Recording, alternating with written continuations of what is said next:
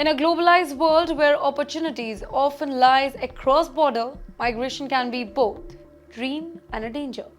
For many Indian women, specifically from rural or economically weaker background, the promise of a job abroad feels like a ticket to a better life. But when that promise is built on lies, it can turn into a terrifying experience of isolation, exploitation, and helplessness. This is exactly what happened recently to 6 Indian women who were stranded in Qatar. They had been cheated with false promises of employment, most likely by illegal agents or middlemen who target unknowing women with the tempting but fake job offers. Once these women reached Qatar, they found out that there were no real jobs waiting for them. Instead, they were left vulnerable far from home with no support and no clear way to return. Luckily, they contacted the Indian Embassy in Doha, and on October 2025, the embassy successfully helped them return home. Photos of the women preparing to fly back home were shared on social media by the embassy the very next day, bringing attention to the problem that continues to grow. And let me tell you that this is not a one-off case. Just last month, if you remember, on March 10, 5 Indian women were rescued in a similar situation in Riyadh.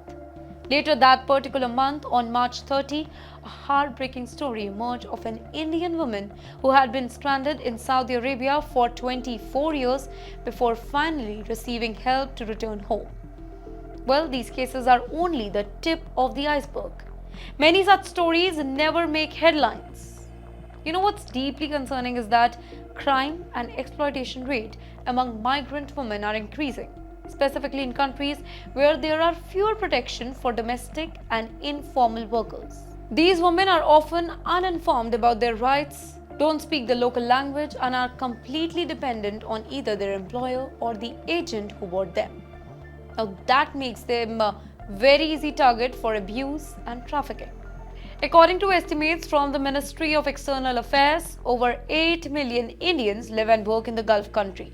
Among them, thousands are women employed in low-paying jobs, often informal jobs.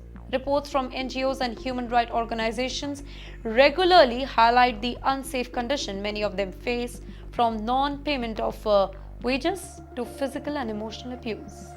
The Indian government has taken steps in recent years, like introducing the e-migrate portal to regulate overseas recruitment and requiring registration of recruitment agents.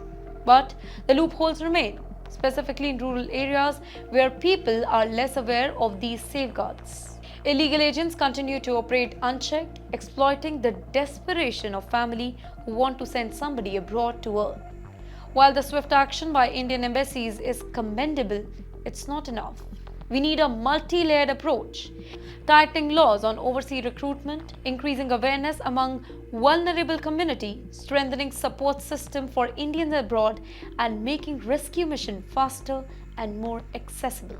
Because migration should never be a gamble. It should be a journey towards progress, not a fall into danger. Until then, stories like these will keep reminding us of the cost of broken promises and the price that vulnerable women continue to pay.